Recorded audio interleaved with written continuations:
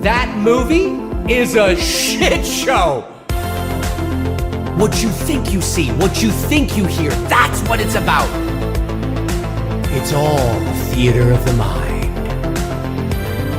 No, it's garbage. It's garbage. Mood and atmosphere. Now that I really like. That's what I'm looking for. That's what I want to see.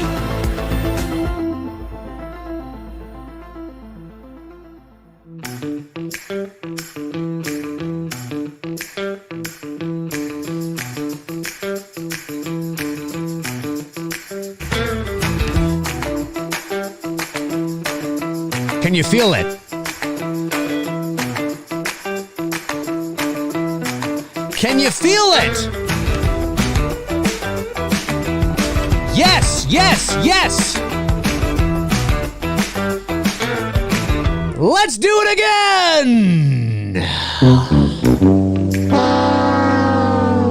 I was hoping to do it again. Oh, you are going to do it again? Thanks, Bob. I appreciate it. Hey, we're doing it again. What's going on, everybody? It's Tuesday evening for me. It's Tuesday evening, July the 5th, 2022, 6:35 p.m. Eastern Standard Time.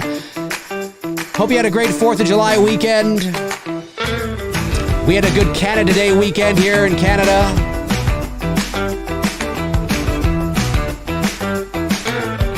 Let's do another one! Yes, yes, yes.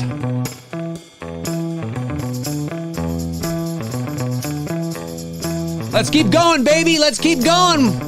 Just waiting for people to come on in. The door is open. Hey, come on in here. What are you doing out there? You're not fucking doing anything. Get in here. Get in here and sit down. Order a drink. Come on in. Nah, fucker, you're not doing anything. Oh, shut up. Come on in here. You don't need to do that. Stop playing with your Michael Myers masks and get in here, okay? Yeah, no, enough. Stop watching Halloween, get your fucking ass in here, all right? You've seen it 5,000 times. You, over there, stop wiping your ass. Get in here, sit down. Come on, everybody. Sit down, everybody. Let's do this. Yes, what's that? You want some more? Okay. That's right, get in here. What do you want to talk about? What, you want to talk Halloween? Go right ahead, ask a question. You, what do you want to talk about? Naked? What are you doing naked? Put some fucking pants on, will you? This is ridiculous. This is a family venue, okay? This is a family show, okay? This is a family show. This is a family show. This is not a family show. Yes! What's going on, everybody? My name's Dave McRae. Welcome to this Tuesday Q&A. We'll see if anybody shows up. I don't know. It was a little impromptu. I was going to go live earlier today at 1 p.m. And then something came up and I had to push it. I wasn't sure if I was going to be able to do it tonight or maybe Thursday, or I wasn't quite sure. But I had some time. And here I am jumping on and talking to all you people out there. I did see a super chat came in from... Who is this? This is FMM Forever. FMM Forever. I'm not quite sure I understand it, but nonetheless, $5. Thank you very much. I really appreciate it. Says, on Adrienne King's IMDb page, I was surprised to see she did some VO work listed as looping voices. Can you explain what that kind of VO work is? Well, that would be ADR. So that would be like if she was to, I'm assuming this is what it means for her. Now, because sometimes in the business, you know, we can say one thing, you know, you get kind of casual with certain terms and certain words. But what I am assuming it's talking about here is that she would go into record voices after the fact. So like, you know, if they needed to bring her in to record audio that they didn't get clean on set, right? That's what that would be. That's what that would be. At least that's my interpretation of it. Looping voices. Yeah, that's what that would be. They would bring her in to record it separately, not on set. Looping voices is a term. I'm just trying to think because sometimes in the business, you can get loose with certain terms, and certain terms can tend to mean a couple of different things, but really there is a specific term for it. So this is what I'm assuming it means for her, is that, yeah, she's gone in to do some ADR and she's recording herself after the fact because they didn't get clean audio. So I'd have to look. What projects does it say that she did that for? Let me know. I'd like to know. Very curious.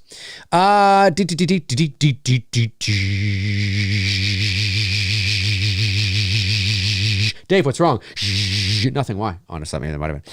Ryan Oshlow says, hey, Dave, do you think that Michael will finally speak after 40 years of not saying anything at all and Halloween ends? No, I don't. The more that I think about it, the more that I sit with it, the more that I feel I do not. Liam says, Dave's source has said the trailer is coming in July. He's thrilled. Did my source say that? Really? I didn't know that. Are you? I guess you're just being cheeky and you're interpreting my exuberance and my energy for being happy about it. A lot of people tend to do that. I've had people in my life that I will, for whatever reason, I would like, woo, yeah, and they're like, did you get good news today? What's going on? No, I'm just being myself. Just being myself. See, I don't drink coffee. I don't do drugs. I don't need a pick me up. I'm one of those people that can literally get up in the morning without coffee, without any sort of stimulant whatsoever, and be like, woohoo! Yay! Literally, if I need to be, I'm on. I'm always on. If I'm on, I'm there. I'm on. I'm always on. Just a way.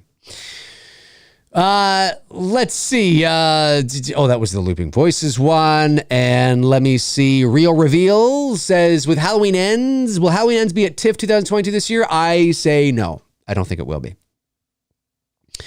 Let me see. Real Reveal follows up and says, are you going to Fan Expo Canada on August 27th to meet Robert Englund? I am. We should meet up, buddy, or TIFF too. I don't know. That's still too far away. I haven't been to Fan Expo in a few years. Love Robert Englund, but I probably wouldn't go just specifically to meet him. No offense to Robert Englund, of course, but it all depends. I don't know if I'll be there or not. I haven't gone since, well, I mean, it's been canceled last year or two too. I think 2018 was the last time I went, and I was only there for like half an hour. Because I wanted to buy a specific t-shirt that I knew was there. So yeah, no, I don't know. Real, I don't know. Harry Hagen sends in $5 and says, my man Dave, I was on a Halloween fan film marathon when the night he came back was nowhere to be found. What gives? Decided to take it to the shed? No, not at all. No, what happened is that the movie was, for whatever reason, the audio went completely out of sync. And I don't know why. Somebody brought it to my attention, and I was like, no, what? Really? So I went and checked, and it's out of, and I don't just mean like a little out of sync. I mean like 10 Kung Fu movies out of sync. And I was like, oh, what the fuck? Why is it like, it was uploaded like 2, 3, 4, 5. Yeah, almost 6 years ago. Why? Like, what happened? It's not like I just uploaded it and something happened in the uploading process. It was fine. Nope. I was watching it and it was. I haven't like. It's just one of those things where I feel like it's messy just leaving it.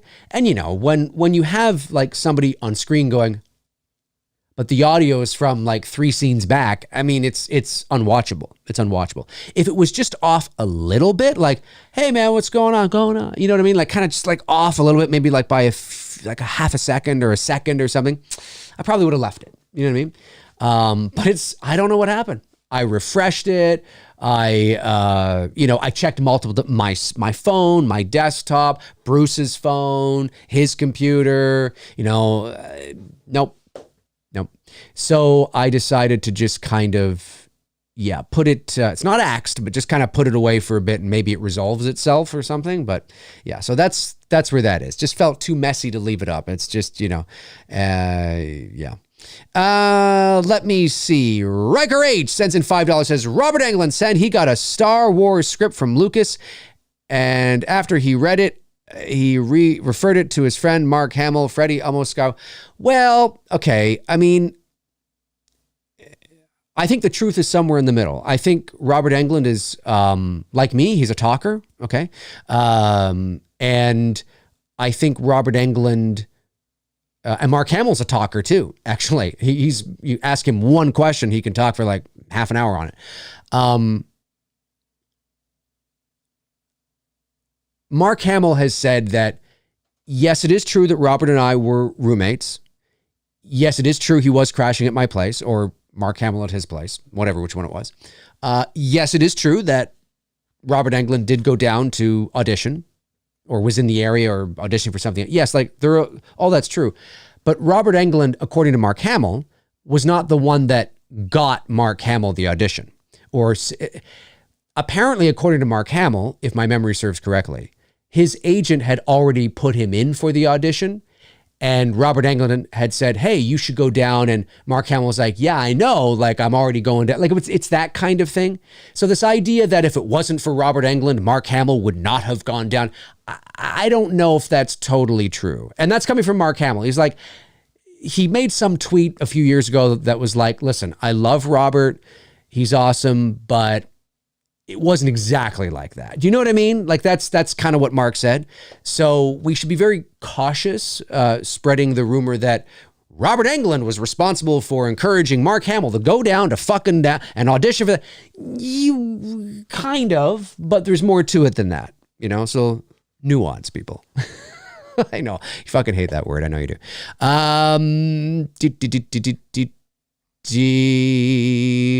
The Violator 862 sends in $4.99, says, hey Dave, love the show. What do you think of the recent news about Neve Campbell and the new Scream movie? The fact that she's not going to be in Scream 6, which came from Sean Clark today, which is great. Shout out to Sean.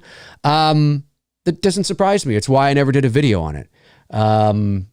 It doesn't surprise me at all that she apparently has come back to Sean and said, no, I didn't do that at all. I don't know where the rumor comes from. I really don't. I try to stay away from that. It's not that I myself have not gone online and given hints and clues to certain things because of information that I've come into, but I don't do that on the regular. That's not my job. I don't want to do that on the regular. I will only do that. And it's not that I don't get information. I've said this a number of times. I can't speak for anybody else. I can't speak for anybody else. But I am somebody that that when I get info. I do.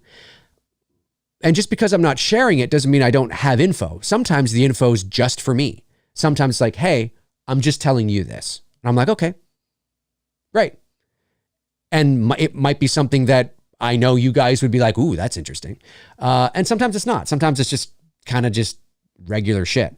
In my experience, and I only speak for myself, it is very rare that real juicy stuff comes down the pipe that is 100% verifiable and that you can absolutely, that you can feel fully confident in sharing. That doesn't mean there aren't other people out there that get real good shit all the time. I don't care. Do you know what I mean? I don't care about, and I'm just speaking about myself. I don't care about being first to something or scooping something, or that's not my job. I'm not a news outlet, There's only been a few times, as you guys know, where I've been able to come into contact with information and I share it. If I do share information, then you know that, sorry, I'm all over the place here because I have so many thoughts in my head. Let me take a step back. So it's important for me because of how I grew up in the media family I did. that I don't arbitrarily just take rumors and put them out there and create videos to get views and clicks and likes. I don't care about that. If you're not new to my channel, or you know that, I mean, I never ask anybody to subscribe. I never ask anybody to hit that notification bell and click that. Well, sometimes I ask people to click that thumbs up. But I've never, and it's not because very early on, it was because I was naive and I didn't think to do it. So views and clicks, I mean, yeah, they're all great. They're all nice. Of course, it helps the channel, but I don't care about that stuff the way maybe some people do. I'm just fortunate enough because of my job or because of some of the connections I've made, either through my line of work or through doing this YouTube channel, that sometimes I get info. But you'll know that I only go to Twitter or to Facebook or to here to share that info when I am 100% certain. Not 95% certain, not kind of certain, 100% certain. So for me, it's always important. It's quantity over quality. I would rather put out one tweet every 3 years that is bang on than 50,000 tweets where 5 are bang on, but 49,995 are not. you know what I mean? And again, that's me. I have a very different experience. Like I said, growing up in a media family, talking with my dad, talking about sources and scoops and all that kind of stuff. I have a very different experience, and I only speak for me. I don't speak for anybody else. I'm not saying that the channels out there that are scooping or putting out stuff or getting info are wrong. I'm not saying that. I'm talking about me, my own little thing. So the Nev Campbell thing was not really of any interest to me because I thought, I guess, she could have signed some sort of backdoor deal where now she's in it, maybe. But it wasn't, I'm just like, but, I mean, it's just the way the rumors are structured. It's the way that these articles and pieces, whether it's, just pick your site. It's the way that these things are structured. They're not really saying anything. It's always, well, I heard and supposedly, and it's like, well, who cares? Who cares if it's I heard, suppose, you know what I mean? And I know that Joe Blow picked it up and they're a pretty reputable site. I get it. So if they say it, you're like, oh, but even if you read the Joe Blow article, it's, no offense to Joe Blow. I like them, but it's not, you know what I mean? It's not, you know what I'm saying? So, and I think the reason for that is because of just the world we live in now. The internet just makes everybody think they're a journalist, and think that, everybody, like, there's no real journalism anymore. Like, I mean, real journalism, and everybody and anything can just, say, I mean, look at the site, We Got This Covered. I mean, if there's one thing We Got This Covered has, it's hardly anything covered, right? You know what I mean? And the way they manipulate their audience and their think pieces and their articles and their headline, I mean, and yet they get tons of clicks, and so I just feel that the quality of journalism or reporting or scooping is just so saturated and wishy-washy and confusing. And not that there haven't been elements of that, obviously, in the past with real journalism, but I guess I just have a different perspective because of who my dad was and what I learned from my father and how my dad grew up through, as a journalist through the 60s and the 70s, the golden age of journalism, I mean, my dad remembers when Kennedy was shot and Martin Luther King was shot, he went down to cover that shit and all that kind of stuff. And so I have a very different sort of perspective when it comes to this kind of thing. And so most of the time I will see things like this and go, there's just not enough there for me to get excited about. There's not enough there for me personally, just me. I'm not knocking anybody else. Sincerely, I'm not. Just me, there's not enough there for me to jump on and do a video about it. You know what I mean? I need something else. I need a different angle. I need something else. There's got to be something more than just, well, apparently. It's like, oh, okay. So it was no surprise to me today that Sean Clark said, yeah, I spoke to Nev and she said, no, it's bullshit. I was like, yeah, that makes sense. Do you know what I mean? Like, I was like, yeah, makes sense. So, but that's me. And again, I'm not like, please, I'm not talking about anybody else. Everybody do their own thing. And there are people that do shit and do it well. And all power to you. I'm just talking about me. That's it. All right. So like I said, if I do go to town, I do make a video, or if I do, it's because I am really certain. I'm putting my name out there and I'm going to the bank on it.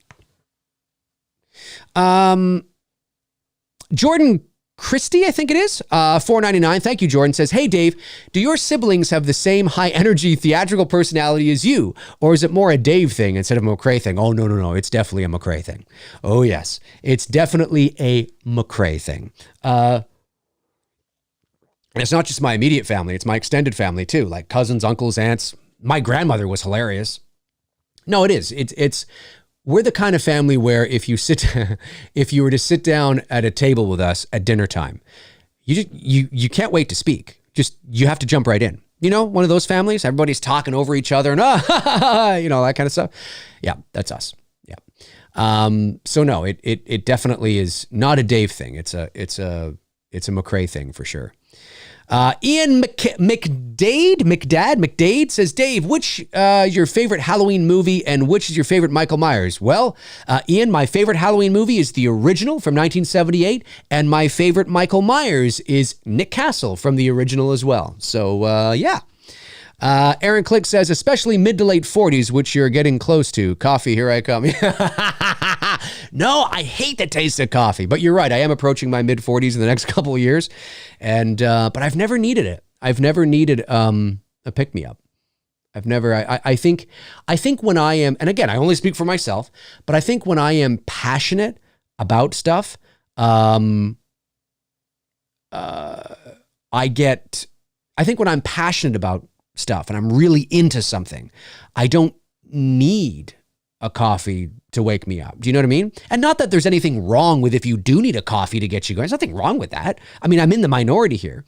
But like, for example, when we were shooting Billy, right? You know, and we had a lot of late nights and early mornings. And of course, you know, we had our catering come in with coffee and, you know, all that kind of stuff. And I didn't need it, you know, but there were some people on the crew who needed their morning coffee. Oh, I need my morning. I'm just up. I'm just the fact, hey, fuck, I'm making a fucking movie, man. Let's do this. I'm ready to go. Woo, woo. I'm just ready. I don't act like that, but I'm just ready to go. You know what I mean? So I'll have like my breakfast, bagel, juice, chocolate milk, whatever. I'm good. Maybe I get a little bit of caffeine from the chocolate milk, but I certainly don't drink coffee. Huge ass. Yes, huge ass. I love it. Sends in $2. Think they're being cheeky. Oh, watch this. He's going to say huge ass. Hey man, you paid for it, so it's all good. Sends in $2, says, when do you think we'll see a new Friday the 13th movie? Well, you'll probably see one next year. With Never Hike Alone 2, but you're talking about like an official Friday the 13th movie. You're looking at, I'd say at least a few years at the very least. There's a real issue here. I mean, even though the lawsuit has been resolved, so to speak, it's not, you know, there's still a problem here, right? There's still a problem depending on which Friday the 13th you want to make. One owns the right to this Jason, one owns the rights to that Jason, one owns the rights to the hockey mask, one owns the rights to the non-hockey, one owns the rights to the name, one owns the rights to I mean, it's insane. So I think it's going to be a while, unfortunately, Friday fans, unfortunately. Simon Mills sends in £5. Thank you, Simon. Says, how do you feel about Jason Blum trying to get Robert Englund back for another nightmare film? Excited, curious, scared? What are your thoughts? Well, I talked about this on the Two Dudes show last week. Again, I am in the camp that I don't want to see Robert Englund come back as Freddy. That's not to say that I won't be there in line to watch the movie if he does, of course. But he's 75 now. I don't think it's necessary. And you run into a problem where, you know, let's say it's successful and he doesn't want to do anymore. Well, then you have to recast anyway, unless they try to lock him in for like a 3-picture deal or something, which he may do, you know. And I'm not saying it wouldn't be great, but I just think you need to go younger. Robert's time is done. And Jason Blum is a producer. He's a businessman. So when he looks at Robert Englund, do you know what he sees? He sees Jamie Lee Curtis. That's what he sees. You know, and he's like, if I can get him to come, money, and they could market the fucking shit out of that. And he's not wrong. He's not wrong. I mean, he gets Robert Englund back. If Robert's back, I might be able to get Heather back. Do you know what I'm saying? He's a producer. He's a businessman. So that's where his mindset is. I'm not saying he doesn't care about art, or if the movies are good. I'm not saying that at all, right? But he's first and foremost a producer. And so naturally, yes, from a business standpoint, if he can spin Elm Street like he spun Halloween in terms of box office success, why wouldn't he do it? But for me, I just don't need to see him back. I don't think he was that, with all due respect to Robert, I don't think he was that flattering in the costume, in the makeup during the Goldbergs. And I just think it's time to move on. He's a legend. We love him. He's amazing. I love Rob. He's fucking amazing. He's a legend. He doesn't need to prove anything, So, I would rather they didn't do that, but it doesn't surprise me that Jason Blum said that because, yeah, he's probably thinking, well, if I did it with this, maybe I could do it with this. And if I did it with this, maybe I could do it. Of course, right? Big time money, my man, big time money. And that's not to say that if he did do it and Robert came back and they made another Elm Street with Robert, that it wouldn't be fucking amazing. Maybe it'd be amazing. I don't know. But I would rather them kind of just leave it alone. Leave Robert alone. That's me.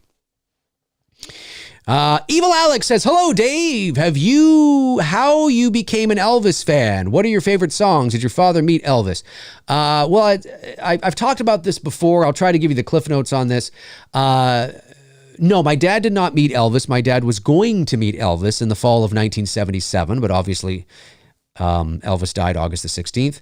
I just grew up on a healthy dose of Elvis. My dad knew a lot about the man. My dad knew people who knew the man. And my dad, when Elvis died in the late 70s, but in the late 80s, my dad and a friend of his, again, I'm giving you the Cliff Notes version here. My dad and a friend of his, my dad wrote some nice articles about his friend's restaurant. And there was this joke that spun into this real life sort of charity called the Elvis Sighting Society. And the gimmick and the shtick was that if you spot Elvis somewhere, you call this, because in the late 80s, there was like Elvis sightings was a real big thing in the late 80s. You'd see it on like, the National Enquirer and Weekly World News shit and all that kind of stuff, right?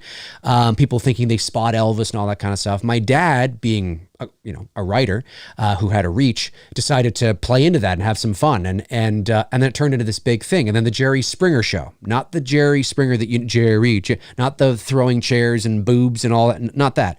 When Jerry first began, he was like a regular talk show, like a Montel or something. And they got wind of it. And my dad went on to talk about the Elvis Sighting Society as if it was this real big thing and all that kind of stuff. And I can talk about it now because my father passed away over a decade ago last year. And then my dad knew a guy in Ottawa, which is where I grew up, who could do a pristine Elvis impression, couldn't sing like him, but could talk like him like it was nobody's business. Like it sounded exactly like him. So he came on the telephone on the Springer show as if, he's Elvis up in Canada somewhere hiding out. It's this whole, and I have that. I have that show. It's digitized on my computer. I just need to share it. I just haven't done that yet. I'm waiting for the right time to do it. And so, and then of course, like it's a whole, so there's that. And then when my dad tried to get Bill Clinton and Hillary Clinton when they came to Ottawa to come to the restaurant. They couldn't because of their schedule, but my dad got a nice letter from the White House in regards to that. And it was just I grew up in the shadow of Elvis, even if I didn't want to. It was very much a part of my life as a young boy. So it goes beyond just the songs, right? I mean, it was very much one of the things I wanted to do with my dad, because my dad had been, but I hadn't, was to take a road trip to Graceland. I wanted to take a road trip to Graceland with my father, and unfortunately, we never got around to it, and he passed away. So if there's a lesson to be taken from this, folks, is do not wait. If you got something you want to do with your mom or your dad, or some sort of nice trip you want to do with them, go do it. Go do it. Because I would have loved to have traveled from here, road trip. I would have loved to have driven from here to Memphis with my dad. Like I said, my dad's been all through down there and all that kind of stuff, but I never have. I've never been down to the South and all. I mean, I've been to Florida, but I mean, like the Bible Belt area. I've never been. So I would love to go, and never did. Never did because he passed away. But anyway, so that's really, again, that's the Cliff Notes version on why Elvis was such a big influence on me. And he's one of the greatest, if not the greatest entertainer that ever lived. He was incredible. I mean, nobody had seen anything like Elvis in terms of the masses. Nobody had seen anything like it before. It was insane. It was incredible. Okay, let me see here. Oh boy, lots come in. This is very nice of you guys. Thank you. Robert Englund got that. Terry Corsi sends in $9.99, says, did you watch The Exorcist TV show on Fox a few years ago? I did not. If so, any thoughts? Legitimately scary, a beautiful continuation of the original story, and it's a real shame it only lasted 2 seasons. I didn't watch it. No, Terry, thanks for the question. I know about it. I've heard about it, but I never did watch it. I'm not a big TV watcher, I guess. So unfortunately, I don't really have anything to say on it, but I am looking forward to seeing I'm cautiously optimistic on what they're going to do, what Blumhouse is going to do with this Exorcist sequel. I don't know, Terry. I don't know, man. I'm cautiously optimistic, but we'll have to see. Zrov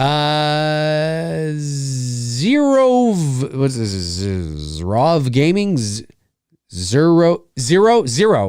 05 Gaming, maybe that's it. 05 Gaming. $5 says, hi Dave, have you heard the rumors of Michael and Hawkins being brothers? What do you think of it?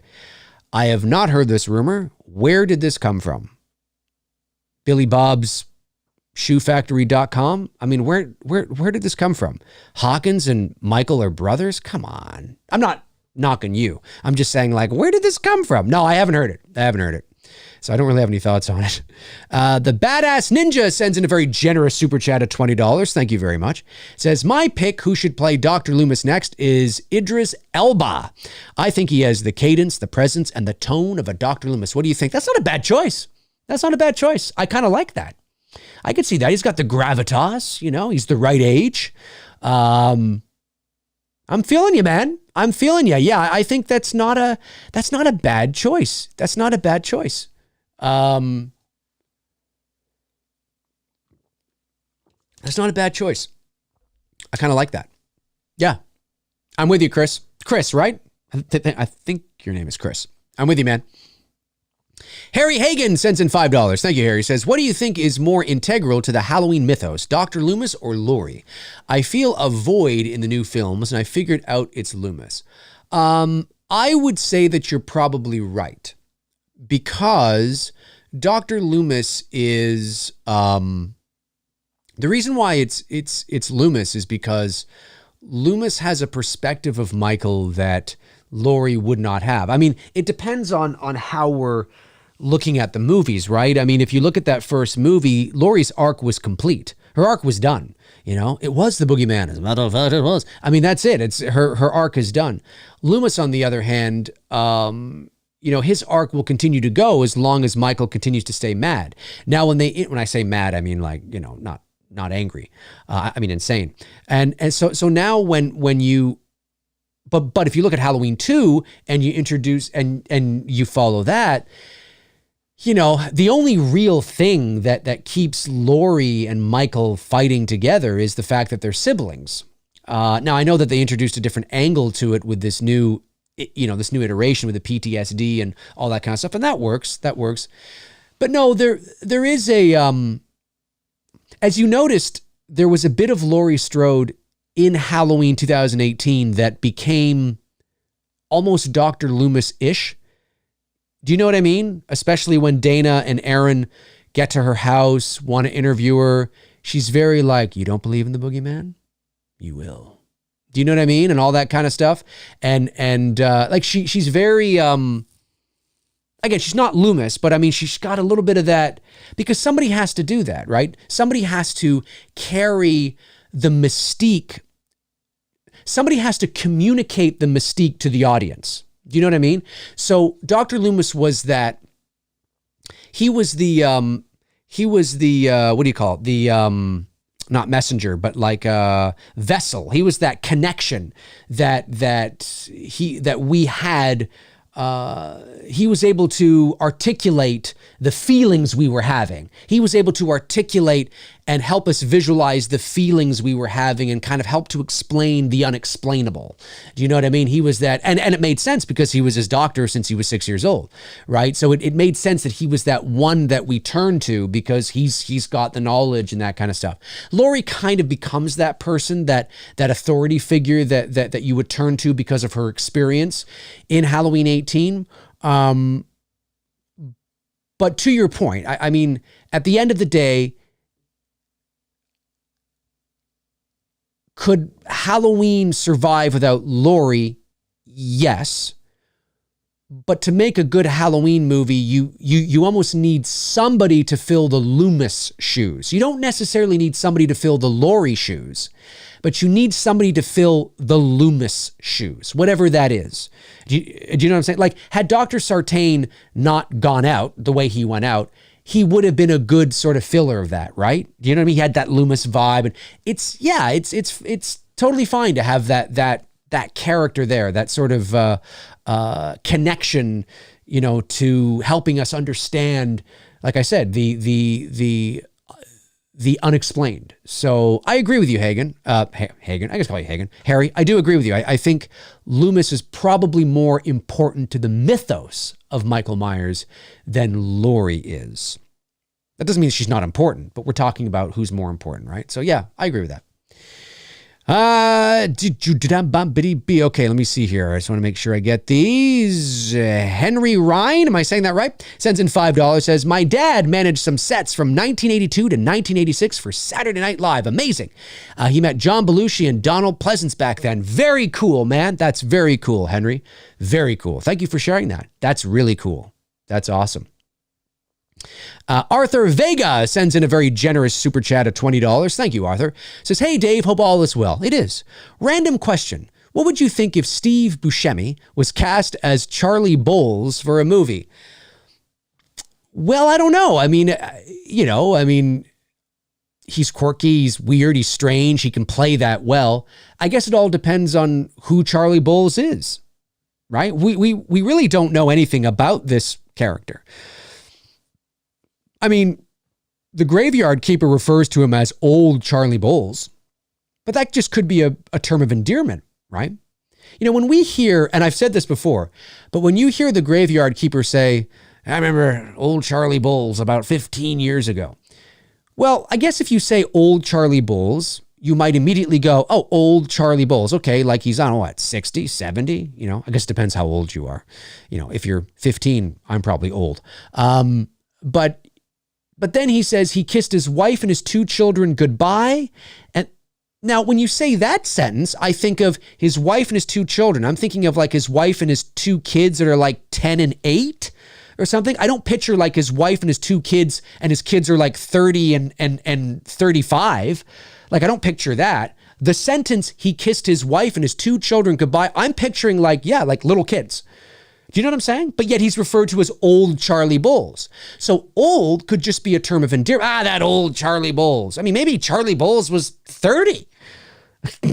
I don't know, right? I mean, it's possible, right? So we have really no idea who this character is. So whether Steve Buscemi would be right for a Charlie Bowles story, I guess it all depends on who Charlie Bowles is in your mind. Do you know what I'm saying? That's a good question, though. I like that. Thank you very much, Arthur. I appreciate it. Let's see here. Guitarist Dog 87 says, Dave, when will the 2 dudes and some BS do a live commentary of The Silence of the Lambs 1991 with some fava beans? I'm not too sure. So again, how 2 dudes and some bullshit works is Tony and I usually have at least the next few weeks, sometimes few months, depending on what's happening, mapped out. It's never like set in stone. We're flexible, but we don't just arbitrarily choose our topic like the day of, you know, or even the week of. We usually pretty much know what we're going to do. Like, for example, next Monday, we're doing our breakdown of, as of right now. Anyway, I mean, something could change, but as of right now, we're going to do our full breakdown of Volume 2 of Season 4 of Stranger Things, because obviously we did Volume 1, so we're going to do Volume 2. So, so we usually have an idea of what we're going to do. I love Silence of the Lambs. I think it's great. I don't know what Tony's thoughts are on Silence of the Lambs, so I'd have to check. But if he really likes the movie too, and I really like the movie, then it's always possible we could do it. You never know. Let me see. Troy Grubb sends in $9.99. Thank you, Troy. Says, I do think they need to cast someone younger to play Freddy Krueger. I love Robert Englund and appreciate everything he did for the role. There's young, talented actors out there. Someone can pull it off. I could not agree more. Yeah, no. You need to go, not somebody who's, I get it. All depends on the story you're telling. But I wouldn't go for somebody who's in their 20s. I would go at least 35. I'd say 35 to 50. 50's your high end, though. You know, you're probably looking at 35 to 45, like somewhere in there. Like Robert Englund was, 35, 36, I think, in that first movie. And I think it should be somebody relatively unknown. Everybody likes to say Kevin Bacon. Kevin Bacon's in his 60s, guys. Okay, and by the time they get a Nightmare on Elm Street movie made, he could be knocking on 70. Who knows? It's not that Kevin Bacon, I'm not saying he couldn't have done it, but I think he's too old for the role too. I think you got to look for somebody who's, 35, 40, something like that. That's what I would do. And a relatively unknown actor. So it's not, so any sort of star power that they may have doesn't become a distraction. Do you know what I mean? Because although Robert Englund was a character actor at the time that they made this movie, that they made the original Elm Street, and he had his first real bout of success on the TV show V, he wasn't a household name. It's not like, even in horror, he wasn't a household. Nobody knew who the hell Robert Englund was. Nobody knew who he was. He'd walk down the street. Nobody's going to go, you know what I mean? So he was a relatively unknown. And I think that's what they need to do. That's what they need to do. And I hope they do that. I hope they do that because I'd like to see, I'd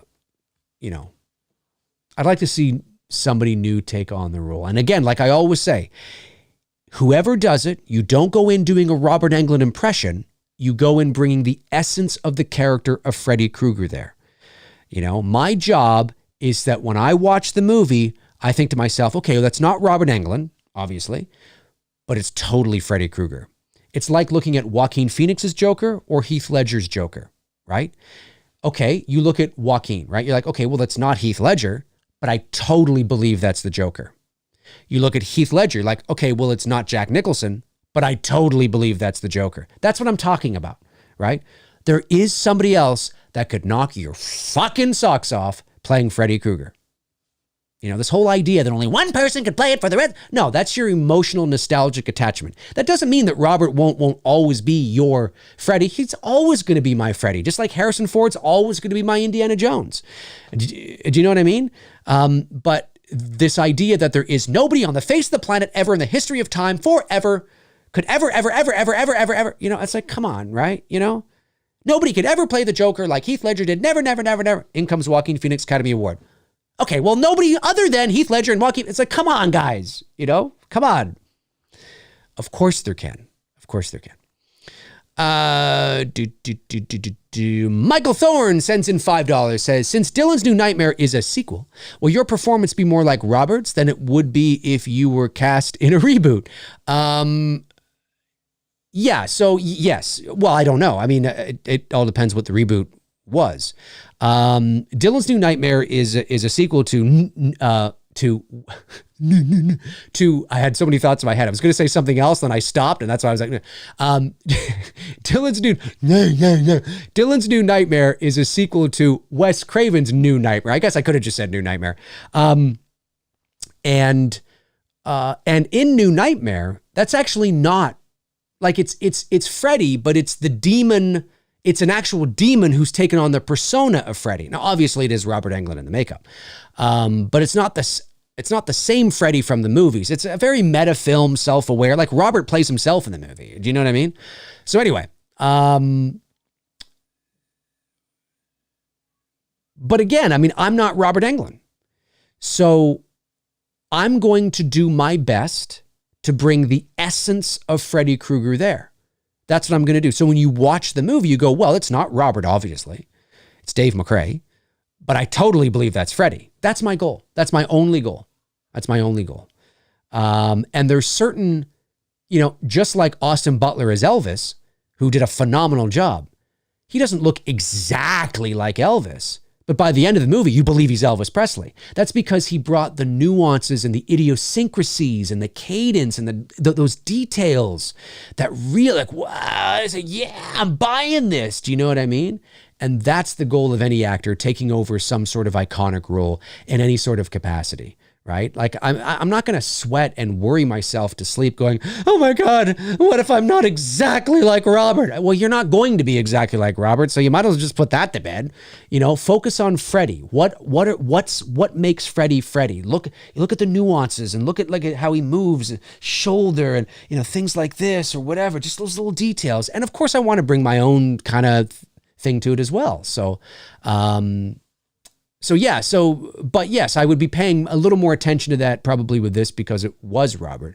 But it all depends on what they wanted in a reboot. I have no idea. It's a good question though, Michael. Michael Parten sends in $2, says, hoping more hype for Salem's Lot. Yeah. The original, of course, is really good. Really good. Toby Hooper. I think it's Toby Hooper. We'll see. What's the latest on that? I really haven't heard anything. Not that I can think of anyway. Cody Snyder sends in $5. Hey, Cody. Says, did you ever watch The Wire? I didn't. One of the truly great crime drama series. I'd love to hear Bruce's take on it. Seems right up his alley. Yeah, I don't know if he's watched it. I'm not too sure. I'd have to ask him. But I have not seen The Wire.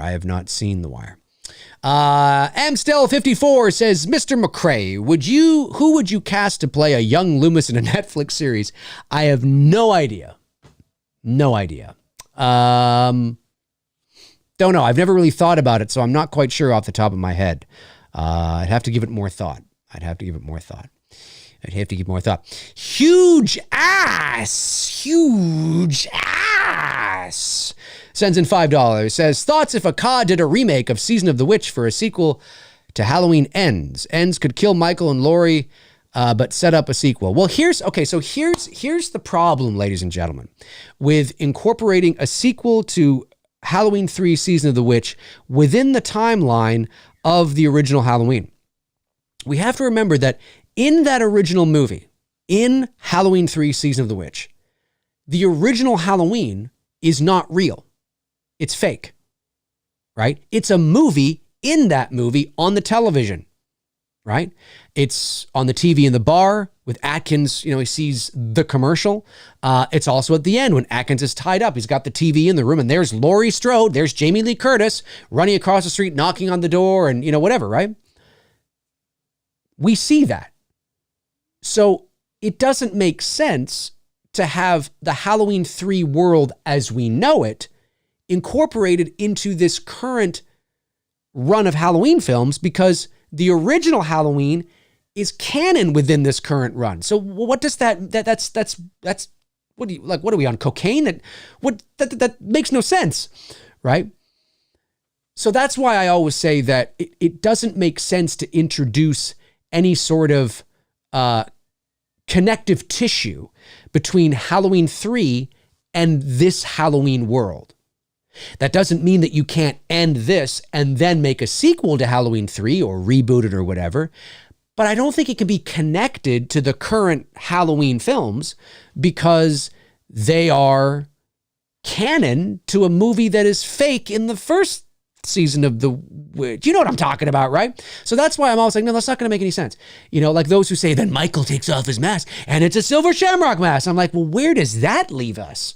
What does that mean? That Halloween 3 Season of the Witch is canon in this universe? Okay, but Michael Myers is fictional in Halloween 3 Season of the Witch. So where does that leave us? Like, what's our end game here? Do you know what I mean? So I just think it muddies the waters a little bit and it doesn't make any sense continuity-wise.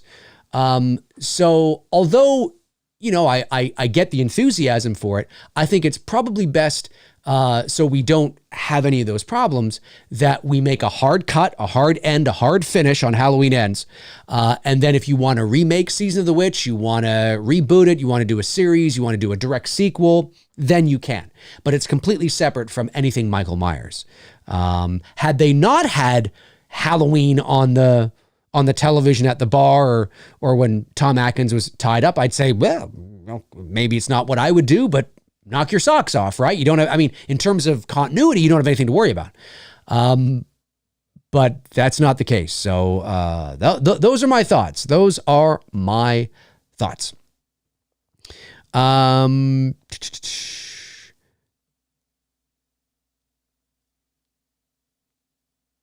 Yeah, okay. I was just rereading your question again to make sure that I answered it. But I did. Yeah. Which for a sequel to Halloween Ends. Ends could kill Michael and Laurie, but set up a sequel. Yeah, again, it's hard because Laurie's fictional in Season of the Witch. Laurie doesn't exist in Season of the Witch. She's an actress on a TV. You know what I'm saying? Or she's a character on a TV. So that's why, yeah. Harry Ryan sends in $2. Thank you. Says, how did you get a production studio in your home? Well, I wouldn't necessarily call it a production studio, but Henry, I am a professional voice actor. That's my day-to-day job. I've been doing that for professionally. I've been in the entertainment business for 21 years now. I've been doing voiceover for 10, 11, 12, 13, 14, 15, 16, 17, 18 of those 21 years. And I've been full-time voice actor for 16 years. So voiceover has been my full-time job for 16 years. And, back in the day before the internet, of course, I wasn't a voice actor back then. I was a little tot in the 80s, young boy in the 80s and a teenager in the 90s. But back before the internet, of course, voice actors would be not only going to studios to do work, but they would actually be going to studios to audition. Nobody was auditioning from home because there was no way to audition from home. We couldn't connect to anybody. You couldn't send files anywhere, right? Or sometimes, depending on your agent, you would audition down at your agent's office because they would have like a setup for that. But when the internet really sort of took off in the 2000s and the ease of access of information and the sharing of MP3 files and all that kind of stuff, it became really practical for voice actors. And now you're seeing it with even on-camera actors now too. Not as much as voice actors, but certainly you are seeing it. Where auditioning from home became a real thing, and it saves a lot of money. It saves a lot of studio time. If you can just, you don't need to book out a studio to have a bunch of actors come down and audition. You can just send out the sides or send out, the script or whatever to the agents, and then the agents can send them off to the talent, and the talent can audition from home. So I grew up in my career in that era. As opposed to way back, when the internet didn't exist. And so I knew that when my career began to take off, I needed to have a professional home studio. And that is primarily why I have the gear and the things that I do. Right here is a walk-in closet. And if you go in there and you go that way, it opens up a little bit, and that's my voiceover booth. And now there are some voice actors that actually have voiceover booths constructed in their home, or what's called a whisper room, or sometimes they turn walk-in closets into voiceover booths. And that's what I've done. It's professionally treated, and you wouldn't know. I don't do my voiceover work from here. I do it from my booth. I have a screen in there, a screen here, which is more for YouTube, and a screen in front of me here. And then I have a bunch of preamps and microphones and mixers. And yeah, so I mean, I'm certainly not just set up to do voiceover. I'm actually set up to do professional post-production with audio and video as well. So It's Me, Billy was edited and sound designed right here. But that's why, is because I'm involved in the business. So I have to have it. I can't just be doing auditions on my phone. Although in emergency situations, every now and then some buyer might be like, yeah, okay. But I have to be able to deliver professional broadcast quality. So that's why I have this. Thank you for the question, Henry. Appreciate it. Let me see. Okay. No, some more came in. They're a little sporadic. I love it. There we are. Michael Shane sends in $5 and says, my name is Michael Bowles. Really? So I always loved the Charlie Bowles story in 870. Well, that's cool. Well, hello there, Michael Bowles. Nice to see you, my man. Nice to see you. Welcome, welcome, welcome. Say hello to Michael Bowles, everybody. Michael Bowles. I love it. Calvonics Music. Thanks to Shelby Handley, I was able to say that correctly. Shout out to Shelbs, wherever she is. Sends in $5. Says, hi, Dave. Have you seen the last 2 episodes of Stranger Things? I cried. Curious to hear your thoughts on it. I have seen it. I don't want to do a deep dive here because Tony and I are going to be talking about it on Two Dudes and Some Bullshit next Monday night. At least that's the plan. If anything changes and we don't end up doing it for whatever reason, then I'll, do my own video on it. But that's the plan. So I don't want to do a deep dive here. But let me just say that I enjoyed it. I mean, I did. I enjoyed it. I have some issues, some things I want to talk about. But overall, I really enjoyed the season. It's probably my favorite season after the first. I still like the first the best, and there's many reasons for that that I talked about in the last Two Dudes where we talked about Stranger Things. But I enjoyed it. I think, yeah, I don't want to go down the rabbit hole yet because I want to save it for next week. But I'll just say I enjoyed it. I really liked it. I don't necessarily think it needed to be as long as it was.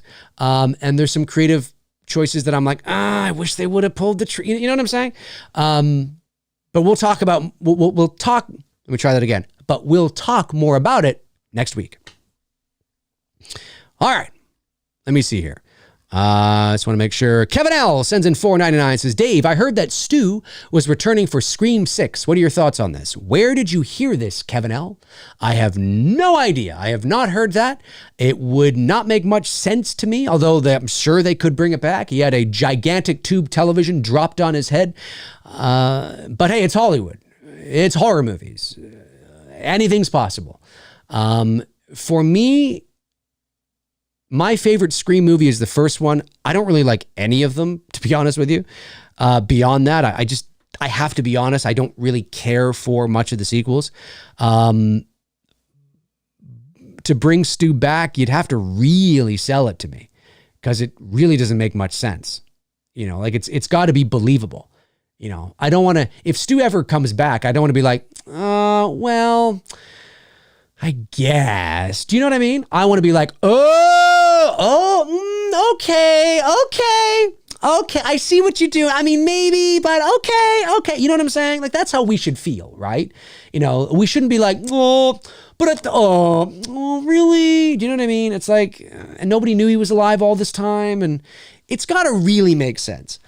I think the probability of them doing that is not very high.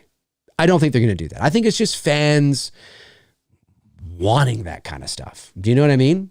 So I haven't heard that. I don't know where that comes from. But thank you for the super chat. Appreciate it. Jordan Christie sends in $4.99. Thank you, Jordan. Says, just curious, have you ever been recognized out in public due to your YouTube channel? Well, not in Canada, because ironically, even though I am in Canada, I'm Canadian. I was born here. I live in Toronto. I'm doing this show from Toronto right now, 4th largest city in North America. According to my analytics, only about 3.9 to 4% of my viewership every month is Canadian. It's fucking weird, isn't it? Now, that's not 3 to 4% from Toronto. That's 3 to 4% in Canada. So that could be like, I don't know. They don't break it down that much. So it could be like, I don't know, 0.2% from around here. I have no idea. So no, I've never been recognized for my YouTube channel here in Canada. The only time I got recognized, which was really funny and it was really cool because as a voice actor, I'm used to the anonymity of voiceover. You've probably heard my voice many times on television, movie trailers, promos, commercials, whatever over the years, even before, long before I was on here doing this. But you wouldn't know my face, of course, right? Because I'm behind a microphone. And I always really liked that aspect of voiceover. I really appreciated that. I like the anonymity of that. I can't even imagine what it would, well, actually, I've had a taste of it because of my father. And I've been out with my dad where he's been interrupted. I've been with my dad at restaurants where people will walk up, Earl McRae, whatever. And I'm sitting there like I'm 10, and I'm like, oh God, I got to sit in, and my dad sometimes was good about it. Like, I'm having lunch with my family. And sometimes my dad would not be so good about it. And he would like entertain them for a bit. And then like my stepmom would get mad, and that not like in public, but you know what I mean, right? So I actually have had, not directly with me, but I have witnessed that firsthand. And it's not why I chose the path of voiceover, but I have experienced that, and I can't imagine what that would be like. But anyway, so yes, when I went to Los Angeles, I was there in the fall of 2018. I actually was there doing some voiceover work, and I was killing a couple of birds with one stone. And the other thing I was there for was I was there for the Voice Arts Awards over at Warner Brothers, and I was also there for the 40th anniversary Halloween convention at the Pasadena Convention Center. Well, when I walked around the convention center, I got recognized a lot, which made sense. I'm at a Halloween convention. Like that almost doesn't count. Do you know what I mean? But I was recognized so much that some people were like, you should just get a table and sit down or whatever. Because I had like a line. It was insane. It was amazing. Like I loved everybody that came up to me and introduced themselves like, hey man, what's going on? Was so nice. And like, I sincerely mean this. It was really cool to meet you guys. And it was really, and I had never had that experience before because I'm a voice actor. I'm behind the microphone. So it was really cool. But the crazy part was it happened twice away from the convention. So it happened once when my girlfriend and I were in Burbank, and we had parked, we were crossing a parking lot to go get some Wendy's. I'm in Burbank. I'm nowhere near the convention center. This has nothing to do with Halloween. I'm just walking across a Walmart parking lot. And I heard from the distance, hey, Dave McRae? Dave McRae. And I'm like, what the fuck? And I look over, and it's some guy sitting there with his buddy. He says like, hey man, I watch it. And I'm just like, really? Really? Like seriously? In this parking lot in the middle of like Burbank? It was weird. The other time was, and I wish I could remember these two guys' names. If both of you are watching, my apologies, but shout out to you both. The other time was I was down, and I always forget the name of the building. I've told this before, but it's a building in downtown LA where some of Blade Runner was shot. I forget the name of the building, not the house that Harrison Ford lived in. That's the Ennis House, I think, or something like that. Not that.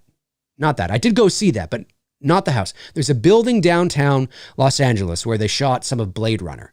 And I always forget the name of it. But anyway, my girlfriend and I made a choice to go down there because we wanted to check it out because it's Blade Runner, right? And I'm like, Harrison Ford, my favorite actor. And she loves that movie. So we went down, and we're in there, and we're walking around, and we're taking photos and stuff. And it's really cool. And then there was this security guard who was down below, and he's like, excuse me.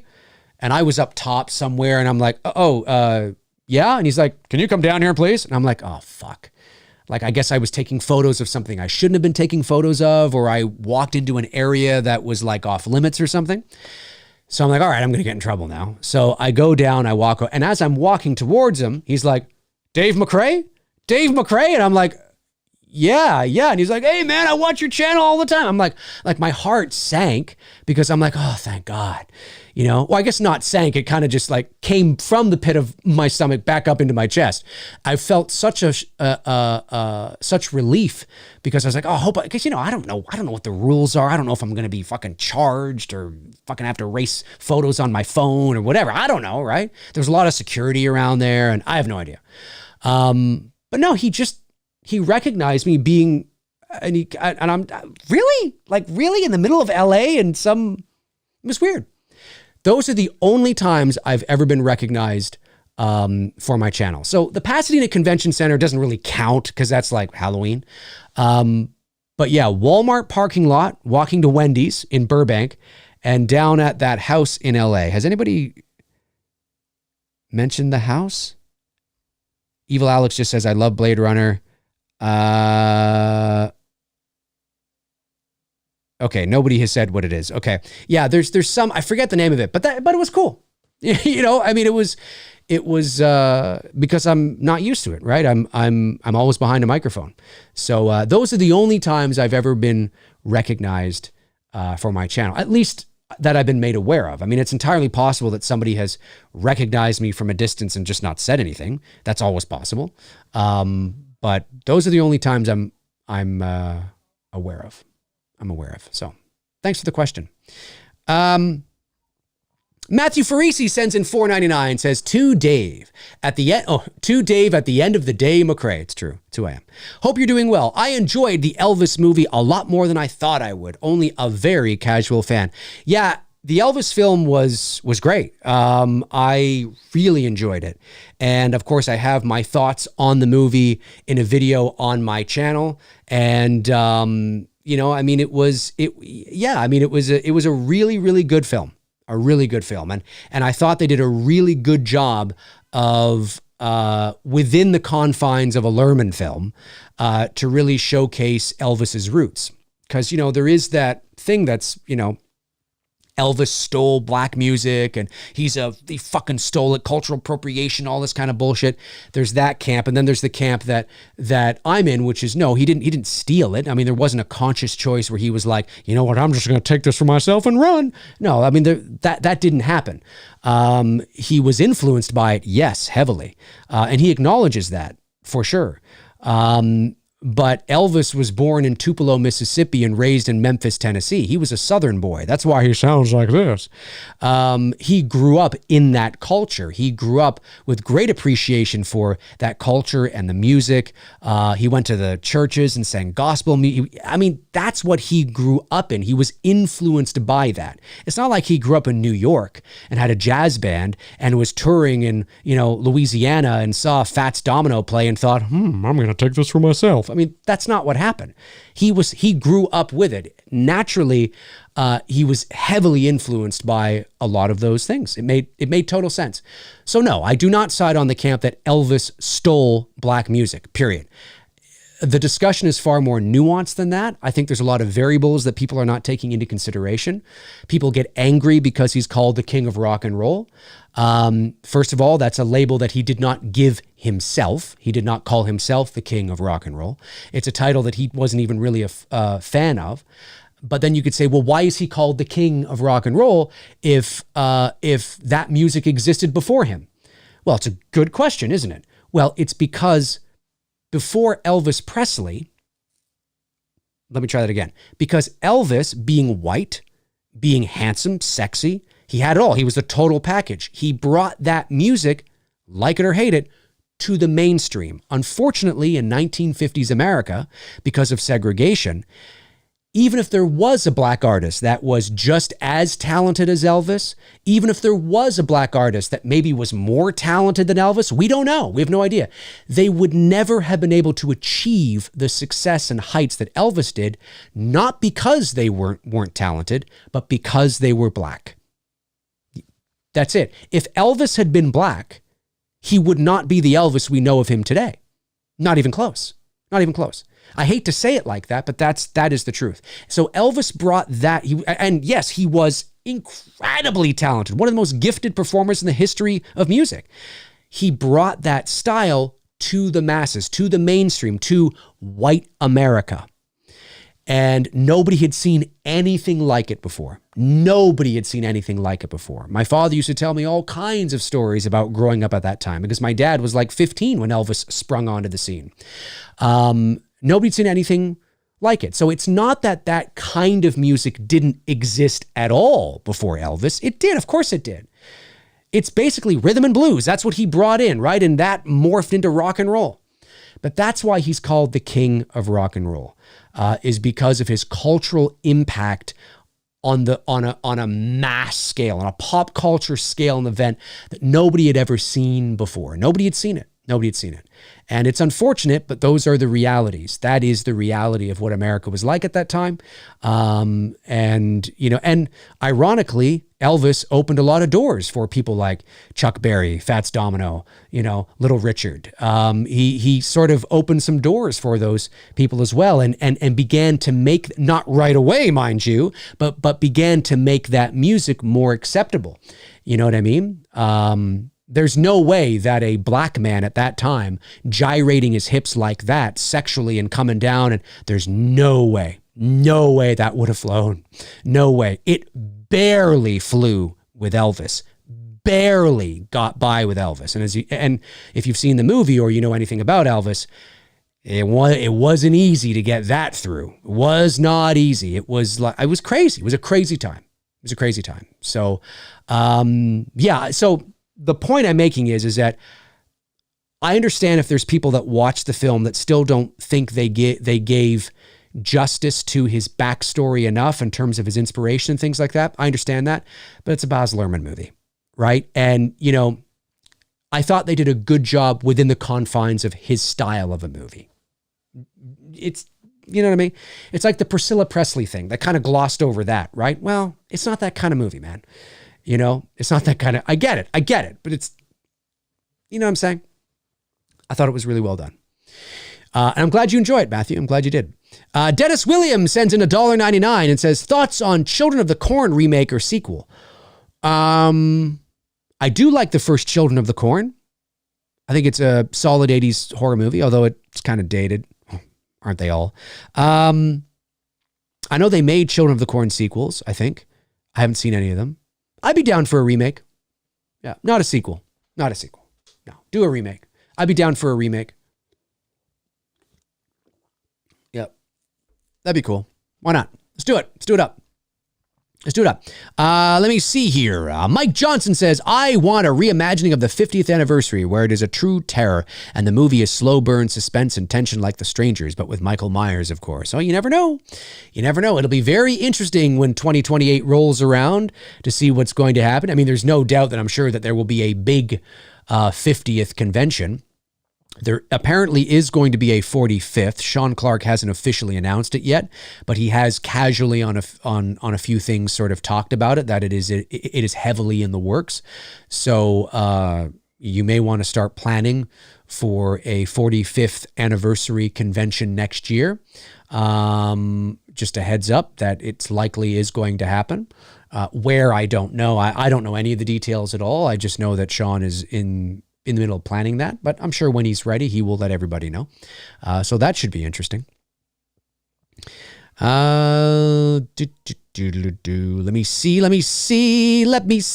Yeah.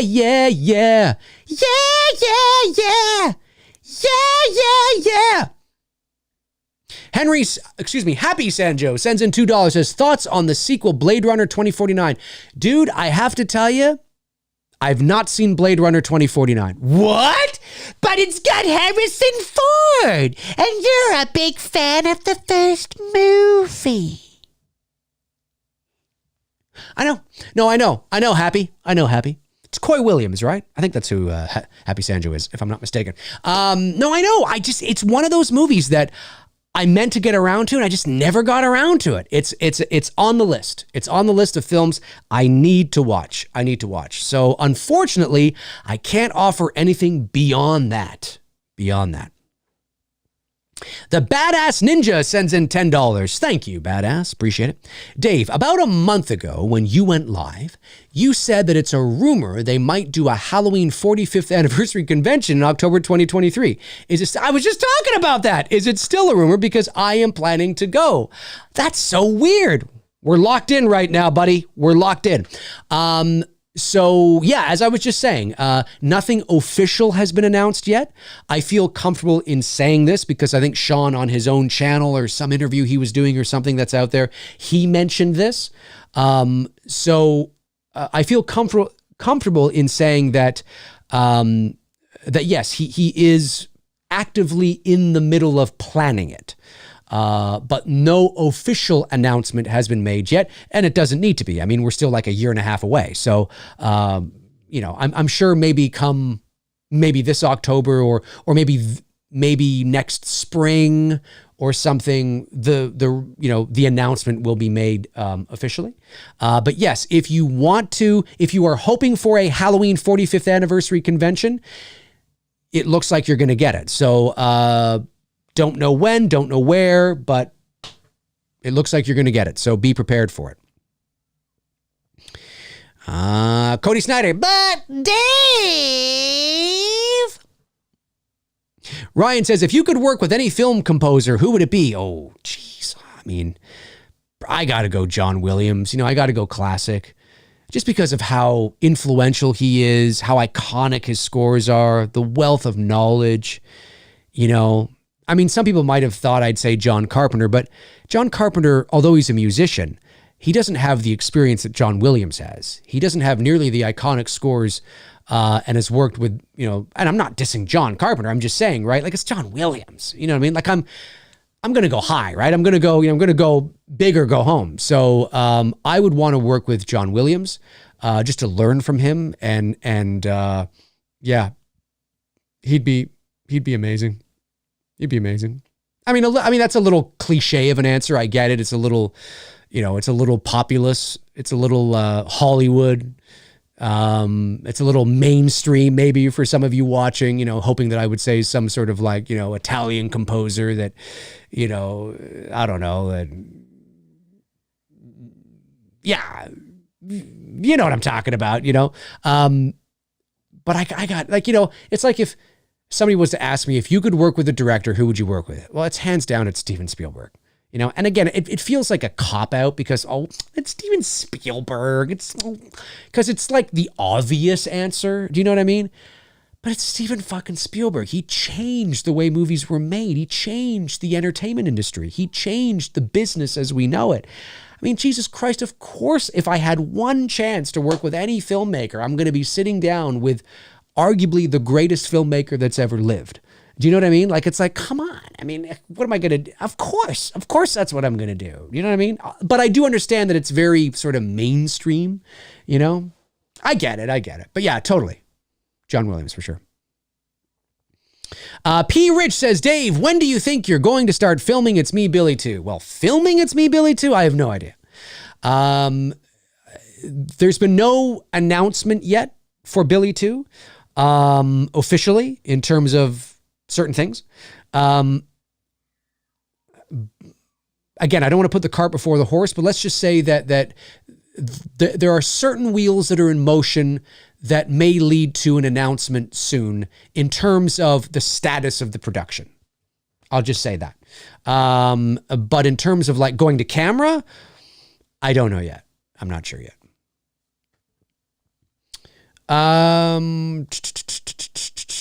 Chester Franklin Jr. says, Dave, which Elvis movie would you prefer? John Carpenter television movie or Elvis 2022?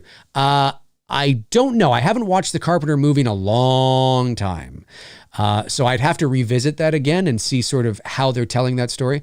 I thought the Lerman film was great. It was fine. Yes, it was like 2.5 hours of cocaine. You know what I'm saying? I get it. But it worked because of the kind of star Elvis is. So I totally get it. But I'm not sure. I'd have to check that out. Did I get? Oh no, there's still some more here. Got that. Fruit Loopsaurus is am I saying that right? Fruit Loops are us. Fruit Loops are us, maybe. I think that's what it is. That's a cool name. I like that. Sends in $10, says, favorite breakfast cereal? Fruit Loops. 2 scoops of raisins in Kellogg's Raisin Bran. No, my favorite cereal. I would have to say, I like all kinds of cereal, but I like to mix my cereal. So I like to put in some Honey Nut Cheerios with maybe some Honey Bunches of Oats and fuck it, throw some Fruit Loops on top. Do you know what I mean? I really like to mix cereal. I like that. But I'll eat anything, really. I don't know if I have a favorite cereal. I try to stay away from the real sugary cereals. Being, 43 now, I figure I should probably do that. When I was a kid, I would eat Cap'n Crunch. Of course, we all thought it was Captain Crunch. It's not. You look at the box, it's Cap'n Crunch? What? I thought it was Captain Crunch. It's like the Mandela effect. But that's a really sugary cereal. Oh my God, it's good. But it's like one of those, Cap'n Crunch is one of those cereals where you have by like your 10th bite, you're like, this is just sugar.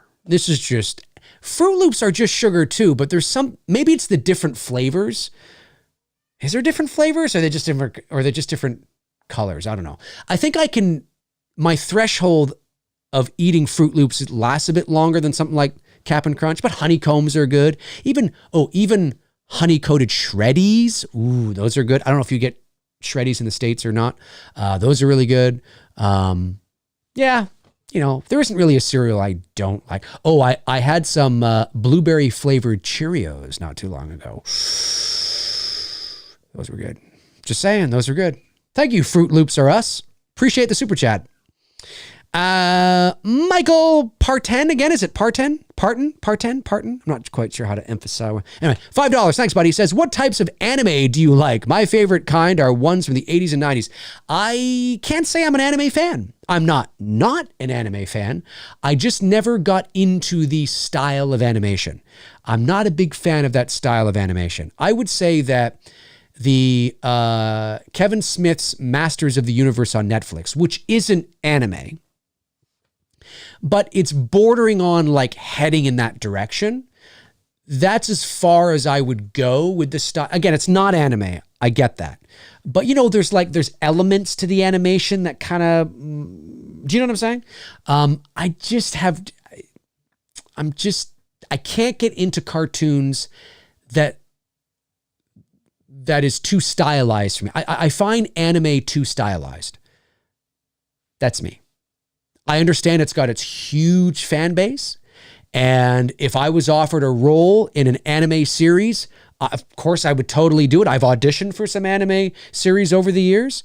So I would totally do it for sure. But I can't say that I would be, I can't say that I'm a big fan. Well, I can't say I'm a fan at all. I'm not a fan of anime. I've never watched an anime cartoon in my life because the style of animation turns me off. I just have to be honest. I'm not saying they're not great stories and great characters. It's just I can't get past that. But that's me. That's me.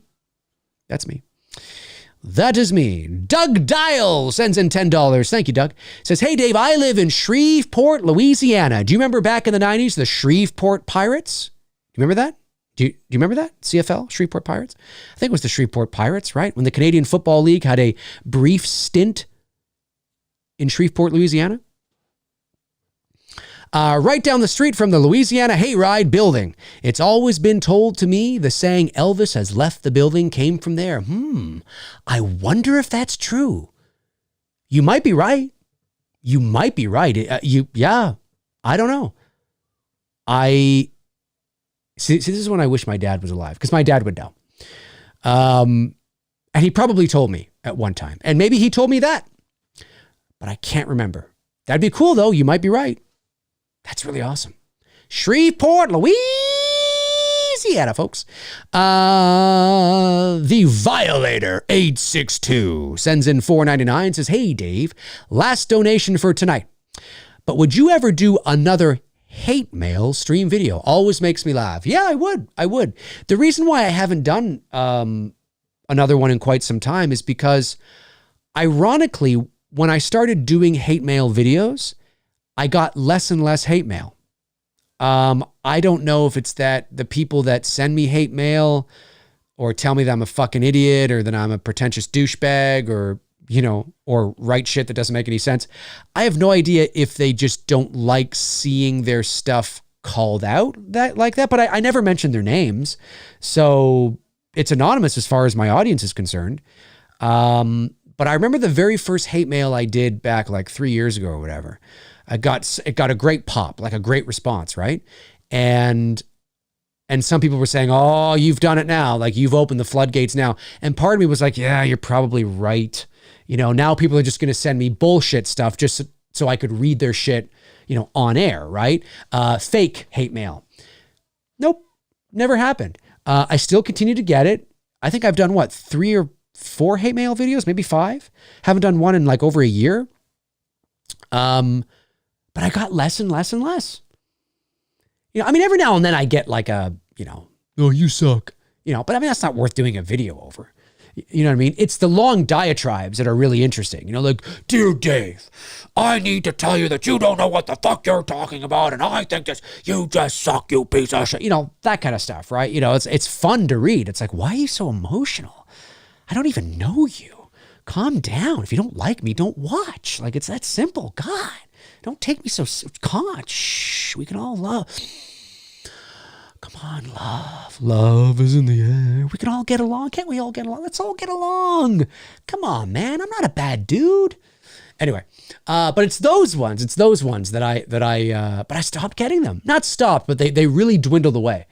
And so if I get, and this is not an invitation to send me one because I can usually tell if somebody's fucking around. But if I get some more, I will do one. But yeah, they've largely stopped. Maybe it's because even though I don't call them out by name, maybe it's just the fact that they know I am calling them out and I'm making fun of them in some ways by, it's like when celebrities read mean tweets, right? You know what I mean? That's essentially what I'm doing. You sort of remove all their power or what power they think they have, or thought they had over you, which they never did. But I'm just saying, any sort of delusions they may have had about that, you sort of strip that away from them by calling them out on air and going, do you know what I mean? Even though you're not calling them out directly. And maybe they just were like, oh, this is kind of awkward. I don't want to do that. I don't know, but I haven't got one in a long time. Okay, let me see here. Helen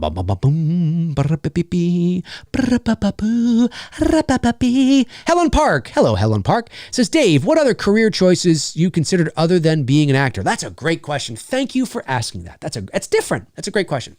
Well, when I was growing up, it's funny. Okay, so my first love is movies, and I always wanted to be a filmmaker. Even when I was a little kid, I was movies, wanted to be a filmmaker.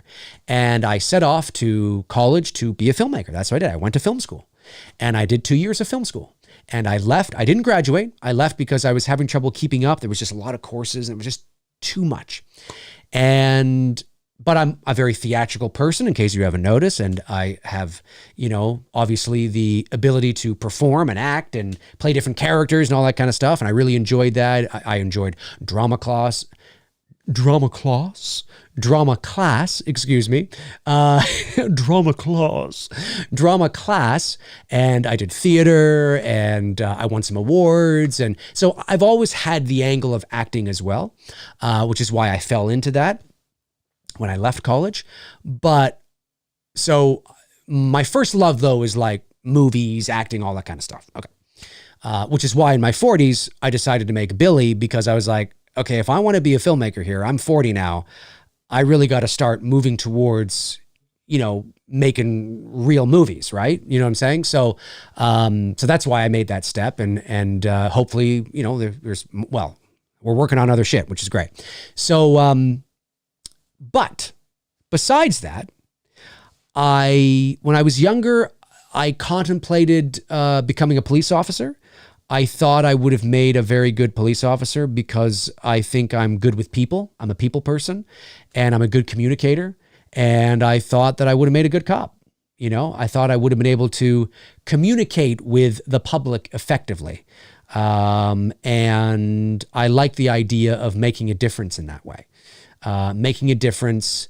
I like the idea of possessing a certain level of authority, not for power, but a certain level of authority that I have that is a big responsibility to be able to make a difference in somebody's life. I really liked that. It's why I'm a huge fan of like the Big Brother program, you know, and things like that, or, you know, disadvantaged youth or like whatever. Like I love that shit. You know, I think anytime you can make a difference in the life of somebody, you know, who's poor or who's down on their luck or who has no mom or dad or whatever, or the life of a child especially, is huge. My hat goes off to you, sincerely, to make a difference in somebody's life, because that's what it's all about. That's what it's all about, man. We're all going to the same place. We ain't taking any of the shit with us. And to make a difference in somebody's life is huge for me. And I think in some ways you can do that through movies as well, right? You know what I mean? So I think I'm still kind of scratching that itch to be able to, you know, perform and act and do this channel and make movies and all that kind of stuff. But yeah, definitely when I was younger, I thought about becoming a cop for sure. Yeah. I'm trying to think if there's anything else. I don't think so. I never wanted to do what my dad did. Like, my dad was in television, my dad was in radio, my dad was in journalism. Obviously, my dad dabbled all around. Like his first, you know, his main job was being a journalist and writing.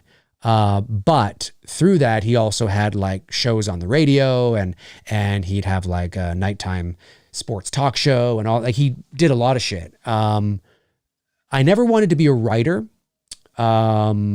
So I never wanted to follow in my dad's footsteps in that way. But I do like the idea. I always like the idea of like radio and things like that. Of course, you know, YouTube and podcasting is really the new radio. Maybe if I had gone to college in like the 80s or something, I probably would have wound up in radio. In the summer of 2000, I helped produce a morning show, a sports talk show, which was a lot of fun. And if I had not left to go back to college, I probably would have stayed there and wound up doing that. And who knows where I'd be now. But anyway, yeah. So a cop, essentially, a police officer, I think. I would have been good at that. Thanks for the question. Appreciate it. Okay, I think I got all the super chats. Let's see here. Troy Grubb sends in $9.99. Says, hey, Dave, buddy. Know you are busy. Probably depends on schedules. Would like to collaborate with Wham again. For sure. Yeah, I love Mike and Jay, man. I think Mike and Jay are awesome. I'd be totally down. I know that Jay has taken a bit of a step back at the moment to do some other things. So totally understandable. I know his mom passed away last year. And I think I don't want to speak for Jay. I'm just assuming, so this is just me, but I think that as somebody who comes from experience, having lost my mom and dad both within 2.5 months of each other, it does change you, you know, and it makes you look at certain things, you know, and I think, I don't know how old Mike and Jay are. I think they're 36, 35, 37, somewhere around there. They're in and around the same, like I was 32 when I lost both my parents. So, you know, yeah, I could see Jay, when that happened, I could see him going, shit just got real. Do you know what I mean? And he probably wanted to look at certain things, focus on certain areas, certain other things, get some things together. Again, I'm purely speculating. Don't want to speak for Jay. Jay, if you're watching, don't want to speak for you. But I noticed that he took a bit of a step back in and around that time. And he's still on there, of course, and he's great when he is. But yeah, no, totally. I would go on with both him and Jay. I'd go on with just Mike if he wanted to, you know, do something, for sure. I think it'd be a lot of fun, for sure. Yep. I love those guys. I think they're great. Dennis Williams sends in $1.99 and says, who's more iconic, Michael, Jason, or Freddy? Who's more iconic? I would probably say Michael is the least iconic. Although he's become more iconic than he was over the last, 10 to 15 years or so, because Freddy and Jason have largely been MIA.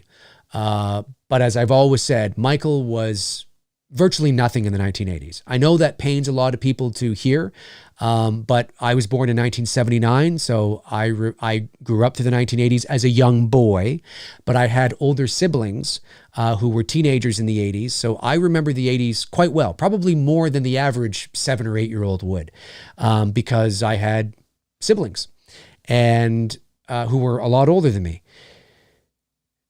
Michael Myers was non-existent. If you tried to dress up as Michael Myers, people thought you were Jason, and for good reason. Jason was iconic. It was Freddy and Jason, Freddy and Jason, Jason and Freddy. They were the icons. Michael Myers' reign ended in 1981, and then there was no Michael in 82, 83, 84, 85, 86, 87.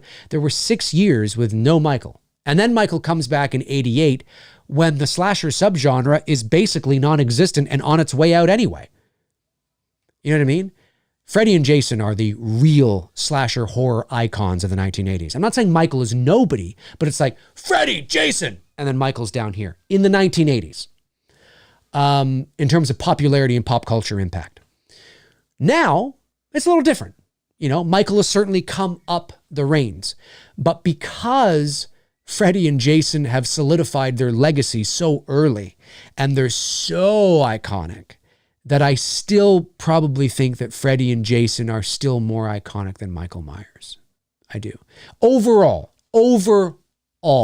is what I'm saying, right? In terms of the pop culture zeitgeist. I'm not saying Michael's not iconic, and I'm not saying these last 5 years haven't really helped that pop culture footprint. I'm not saying it absolutely has.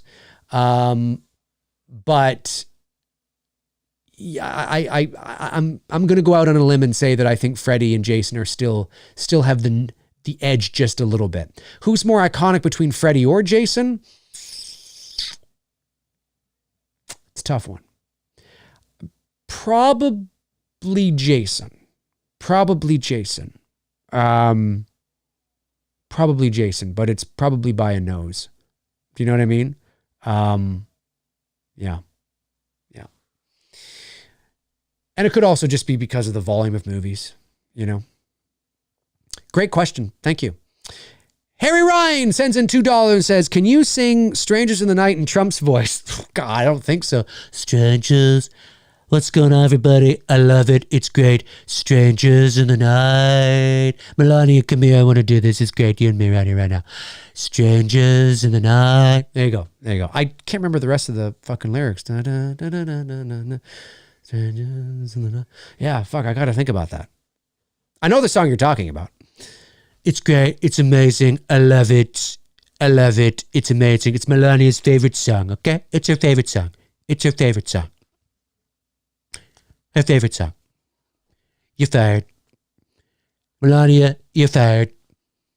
But Donald! Shut up. You're fired. Make me a sandwich before you go. It's awful. Let's see here. Strangers in the night. Eddie Chase sends in a very generous super chat of $19.99. Thank you, Eddie. Says, what would ends have to do to be perfect in your eyes? Also, do you see H-18 kills and ends moving up your rank after some time, letting them breathe? You said you liked H-18 more than before after seeing kills. Okay, well, the first part of your thing, there's nothing that's perfect. I stick the landing, stick the landing. Don't insult Halloween fans by doing something so avant-garde that it just feels inauthentic. I'm not the only one that knows this. There are other YouTube channels that know this too. But I have known for a little bit that, yeah, the Halloween Ends is going to be a bit of a different kind of movie. I don't know like tons of information about it, but I know little bits and bobs here or there that I've sort of strung together, and it's nothing major, no spoilers, no big plot details. I don't read more into what I'm saying than what I'm actually saying. There's just a couple of things that I've found out or known, and I'm like, yeah, and I've been told that it's going to be a bit of a different kind of movie. That doesn't mean it's going to be bad. That doesn't mean that you're going to hate it. That could mean that you're going to love it, and it's going to be exactly what you want. But it's just different, from like the way 18 and Kills were. So I just don't want it to be, but I know very little. I knew more about Kills. Some of the people that I talk to who are connected to those circles would inform me on things about Kills more than I'm getting on Ends. And it could also be because they've been told, or they themselves don't know as much either. So Halloween Ends is a very tight-lipped ship. They've done a really great job. And I love it. I love not knowing really anything. I mean, there's tiny little things that I know, but I mean like tiny stuff that's really, that maybe you might find interesting, but in the big picture, it's inconsequential. Like it's really nothing. But I love it. I love it because I want to be surprised. I want to be surprised. I want to be surprised. So I love that things are tight-lipped. But just stick the landing, man. Stick the landing.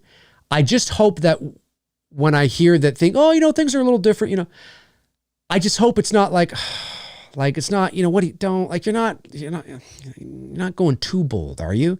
Like, you're not like really don't, because the average moviegoer may not pick it up, but Halloween fans will smell bullshit right away. Like, guys, what are you doing? Like, yeah, okay, I get it, but this doesn't feel authentic. This feels like now you're just being artsy fartsy and you're trying to, I hope, and I'm not saying it's like that. I'm not. I don't know.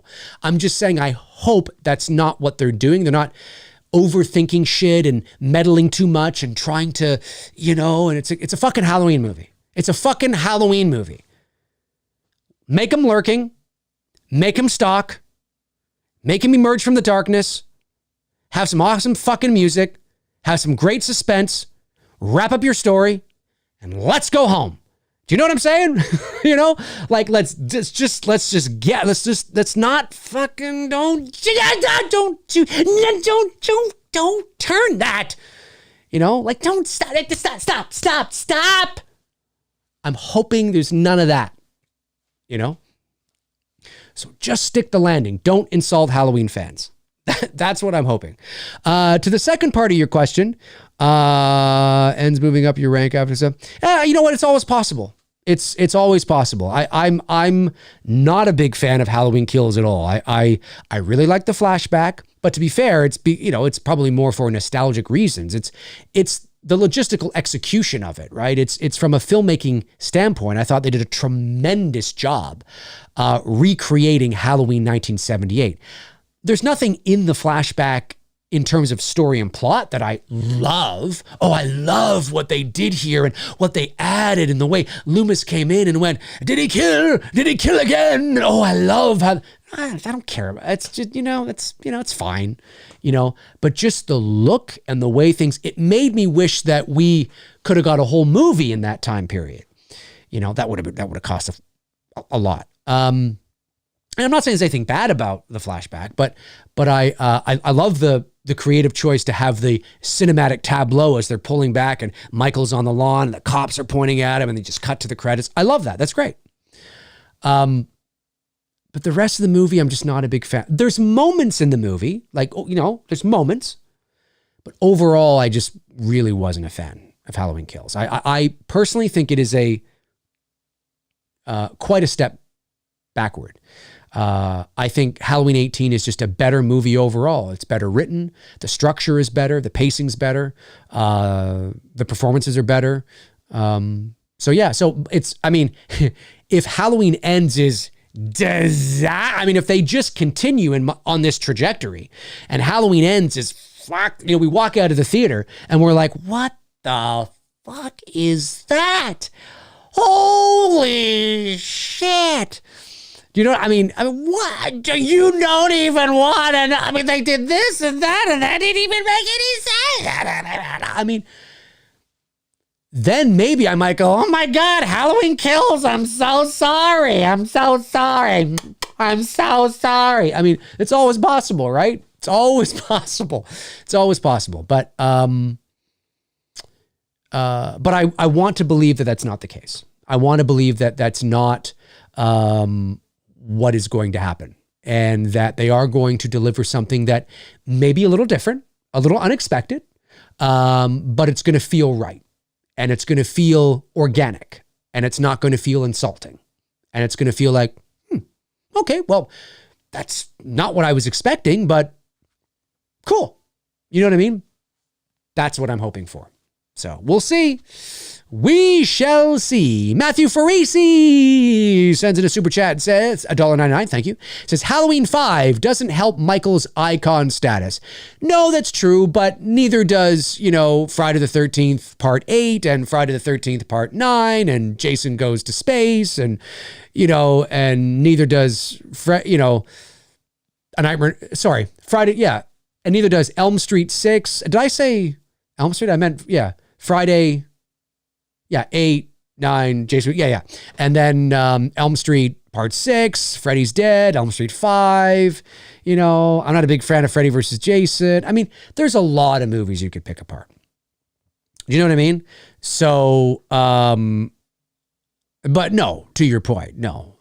Any bad movie certainly doesn't help the iconic status.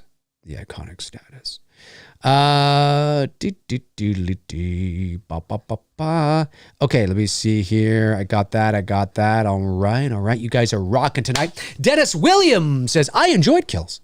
Fuck you, Dave. No, I'm just kidding. You didn't say that. Dennis is sitting at home going, I didn't say that. No, I know. I'm just teasing you.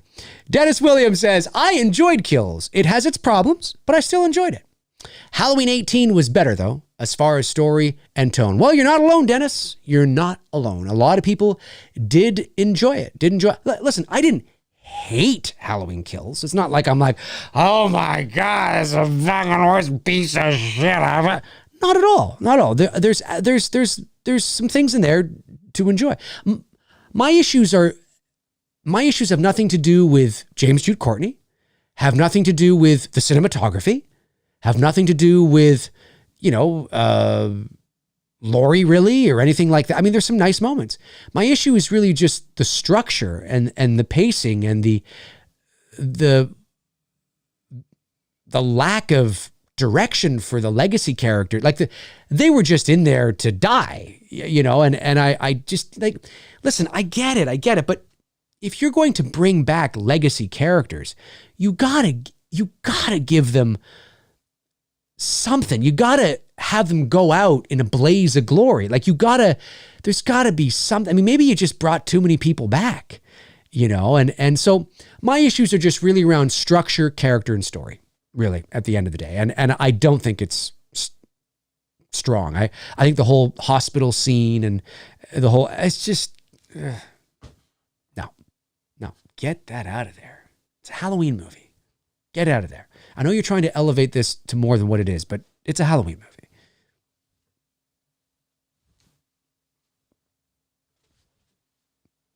Get it out of there.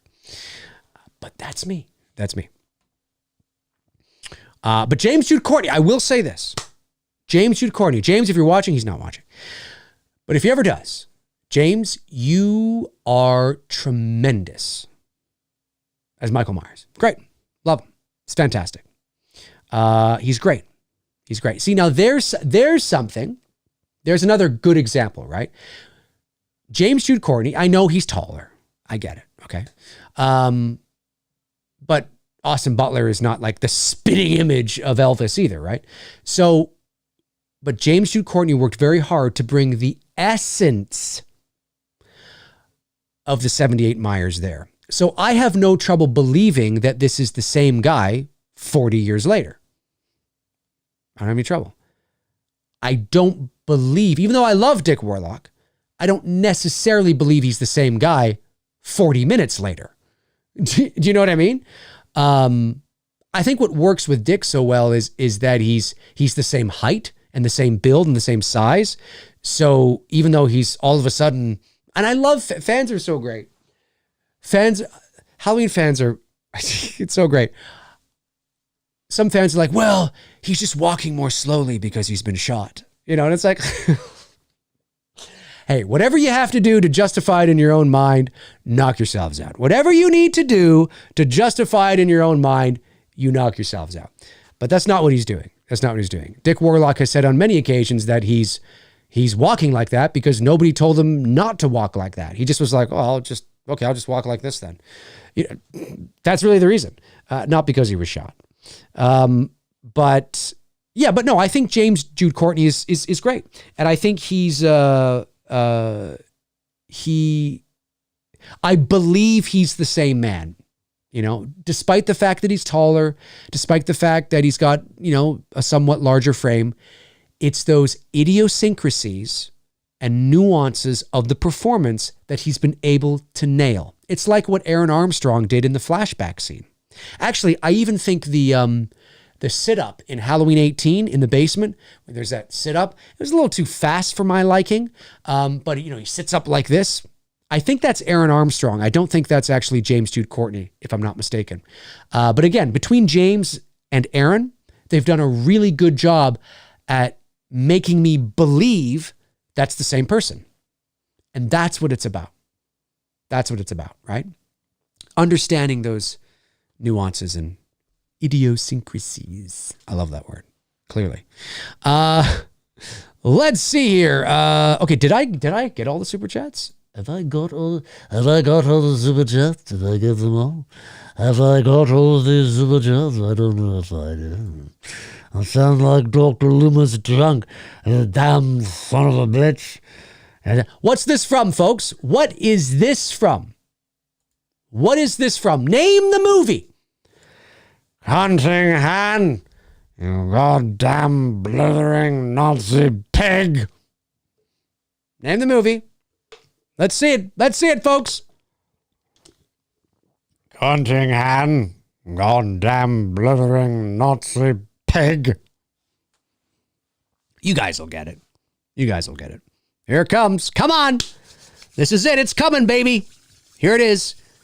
157 people are typing, yes, yes, yes, Dark Light, The Exorcist, Modern Peasants. I love that. The Exorcist, you are correct, Modern. Wayne Downey says Jaws. Ooh, so close, Wayne. So close. So close. Yes, The Exorcist, 1973. Jack Sparrow. I guess it kind of has a bit of a Jack Sparrow vibe in there. No, it is The Exorcist. It's when the what's his name? Bert is his name, I think, when he's at the party there and he's drunk and he's like, "Hunting, you goddamn blithering Nazi pig," and they're like, "Yeah," and they're about to get into a fight or whatever. That's right. David Bowie Music 402 says Exorcist. Wrong. It is The Exorcist. No. Hey, if this was Jeopardy, that actually would be, you'd be like, but I said, what is Exorcist? And they'd go, no, sorry. It is, what is The Exorcist? The Exorcist. So sorry. It's true. That's how specific you have. Because technically, the movie is called The Exorcist. It's not called Exorcist, right? I know what you meant. I'm just busting your balls. But I'm just saying, if this was Jeopardy, you actually would have got it wrong. 100%. Yep. It's crazy. They're vultures over at that Jeopardy. Vulture. Hey, did I ever tell you that I actually saw Jeopardy? The last time I was in LA, my girlfriend and I went to a taping at Sony Studios in Hollywood, Sony Pictures, which was really cool. And we saw, and it was one of Alex Trebek's last shows. Like, I mean, for sure, it was like his last season, his last full season. And Alex Trebek was there, good Canadian guy. And we were able to say we were able to watch 3 tapings, which was really cool. So that was always cool. Yeah. Geoparty. It's kind of spelled like Geoparty. It is Geoparty. Geoparty. Wayne Downey. I heard drinking, incoherent, blubbering, and thought Quint. Yeah, that's fair. That's fair. Oh, bloody hooper! Hooper, you son of a bitch! It's true. Tie it up now. Come on, tie it up. Don't wait for me. Now, Quint. Shoot it, now. Shut up, you and he tips and he falls over into the water. No!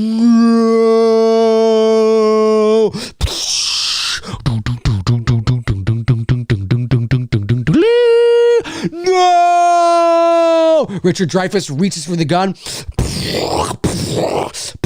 He's firing aimlessly, but he's hitting Quint in the chest as Quint is falling back into the water. Oh, this whole thing's like, was he trying to hit the shark or was he trying to kill Quint? You know what I'm saying? No! No, what are you doing? The shark comes up out of the water. Right onto Quint's, like, rips Quint in half. His torso, blood spurting everywhere. All this shit. Like, no, what's going on? And there's that happy music as, the barrels come up. What the fuck is going on? No. And Matt Hooper's there going, no. He's got blood on his face. He's like, no. And he just starts shooting. He starts fucking great. That was a deleted scene. That was a deleted scene in Jaws, ladies and gentlemen. It was a deleted scene in Jaws. All right, where are we? Oh, we've been going for almost 2 hours, folks. We've been going for almost 2 hours. All right, we're going to wrap this up in just a few minutes here. Almost 2 hours we've been going. Holy snapping crap. Tiffany Moses Shante. Great to see you here, Tiffany. Says, that's the very reason I could never get into Halloween 2, between the mask, the wig, and the walk. It used to distract me. The mask and the wig? The wig, you mean his hair? You mean his hair? I understand that. Totally understand that. Halloween 2 is still my favorite Halloween sequel. But I do understand that. Tiffany follows up and says, JJC, James Jude Courtney, is the only reason Halloween Kills was a watchable film. Ooh, hot take, hot take. Kind of agree in some ways. But it's a good take. It's a good take. Let me see here. Scott Mariano says, Dave, what is your favorite Kurt Russell movie? Mine is Breakdown. Dude, mine is probably Breakdown. I have a soft spot for Overboard as well, with him and Goldie Hawn. Love that movie.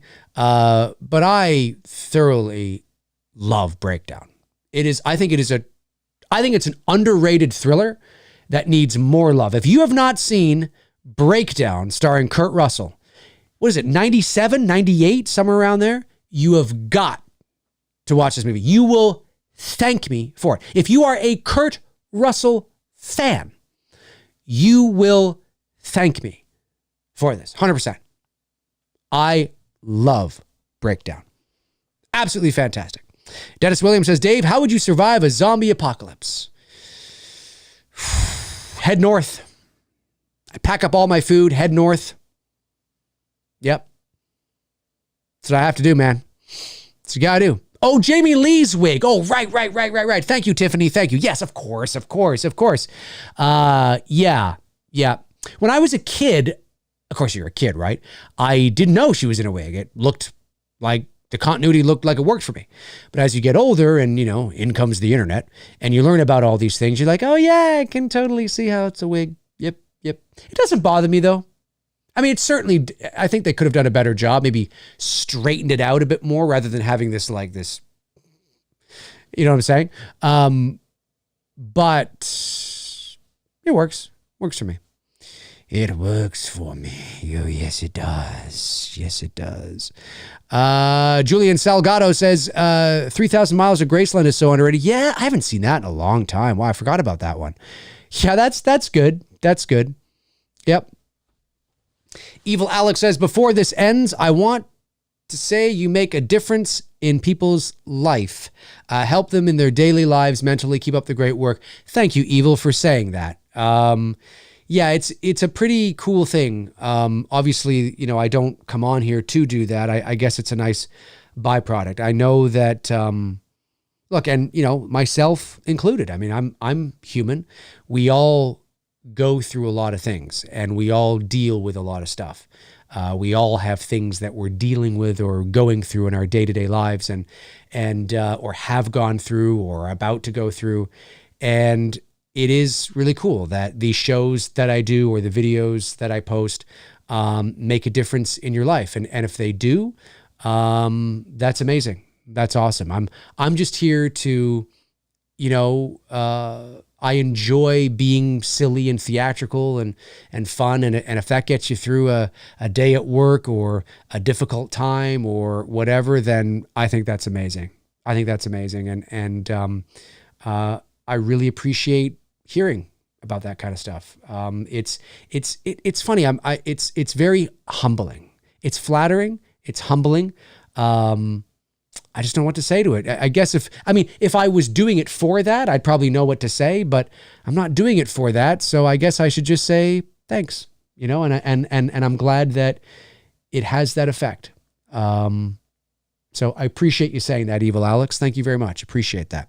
All right. Well, listen, that is going to do it for moi here on this Tuesday Q&A. I really appreciate you all tuning in. Thank you to all the super chat questions that came in today. And of course, those non-super chat questions as well. I was actually able to get to a few of those today, which is always great, which is awesome. Thank you, of course, to my great moderators, Frank Riker, Tabitha Short, Darren Sands, Chris Baber. Thank you for doing what you do. I really appreciate it.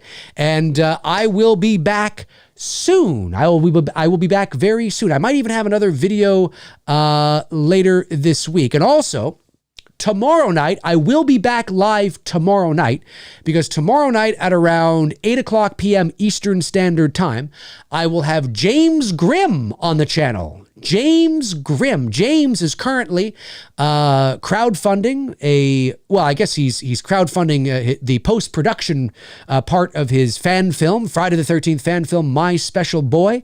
And I promised James to get him on, and it's coming to the end of the campaign, but promised to get him on and chit chat about that. And so I'm looking forward to doing that. I don't think James and I have ever really actually sat down and had a conversation. So I'm looking forward to that. That, unless something changes, that is tomorrow night at 8 o'clock p.m. Eastern Standard Time. So make sure you check that out. So that'll be kind of fun, just to shoot the shit, talk horror, talk his fan film, and just kind of get to know somebody who's in the community. Maybe, I don't know if you guys know James. Maybe you're subscribed to James. Maybe you follow James. I'm not sure, but it'll be fun. Should be a fun night. So it'll be awesome. And of course, like I said, I'll probably have another video at some point. You never know. You know me.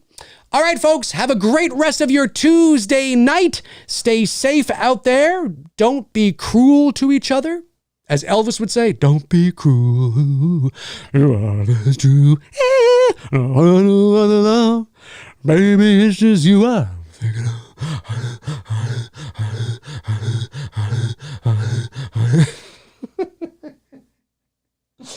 Elvis, calm down. Holy shit. All right, folks, have a good night. I'll talk to you soon. Cheers.